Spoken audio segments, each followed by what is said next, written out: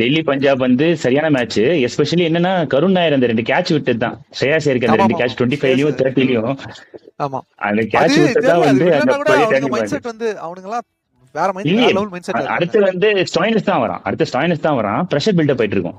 ஏன்னா கரெக்ட் தான். இது ரன் ரேட் வந்து 14 ரன் இருந்துச்சு. ரன் ரேட் வந்து 14 ரன் இருந்துச்சு அடிக்க வேண்டியது. கரெக்ட் தான். சஷாங்க் சிங் அடிப்பான். பட் ஆனா வந்து ஸ்ரேயாஸ் ஐயர் லெவலுக்கு வந்து டைம் பண்ணுவானா, வந்து அனுப்புவானான்னு பார்த்தா அவனும் அனுப்ப மாட்டான், ஸ்டாயினஸும் வந்து அனுப்ப மாட்டான். ஸோ அதுக்கப்புறம் பேட்டிங் இல்ல அவங்களுக்கு. நம்பிக்கை கொடுக்குற பேட்டிங் இல்ல. ரன் ரேட் 8க்குள்ள இருந்தா அடிக்கிறதுக்கான பேட்டிங் இருக்கு. ஆனா கேஎல் ராகுலோட நாக்கு வந்து சரியான நாக்கு. அது நல்ல ஆங்கரிங் நாக்கு. அது பயங்கரமா இருந்துச்சு. அதுக்கப்புறம் இவன் அவன் பேர் என்ன இன்னொருத்தன் அர்ஷத் ராணாவும் நல்ல நாக்கு.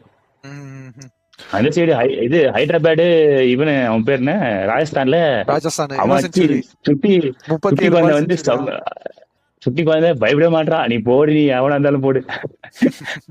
அவன் போட்டு அடிக்கிறான். நல்லா ஆடுறானுங்க அவனுங்க எப்படி சொல்றது, சும்மா அடிச்சாலுமே எங்க அடிக்கணும் தெரிஞ்சு விளையாடுறானுங்க. இப்ப ஆயுஷ் மாத்திரையே கூட கிட்டத்தட்ட வைபவ் சூரியவன்சி கூட கம்பேர் பண்ண முடியலனாலுமே he has his own skills. Like அவன் வந்து எப்படி சொல்றது, அவன் அடிக்கிறான், அவன் அவுட்டும் ஆகுறான், நான் இல்லைன்னா சொல்ல. பட் ஆனா ஒன்ஸ் அவனுக்கு பட ஆரம்பிச்சிடுச்சுன்னா அவனை நிப்பாட்டவே முடியல. இன்னைக்கு மேபி அவன் 103 அவனே தான் அவுட் ஆனான். ஆக்சுவலா சூரியவன்சி அவனே தான் அவுட் ஆனான். அவனே தான் இந்த ஸ்வீப் அடிக்கிற அப்படி இப்படின்னு சொல்லி அவுட் ஆனான்.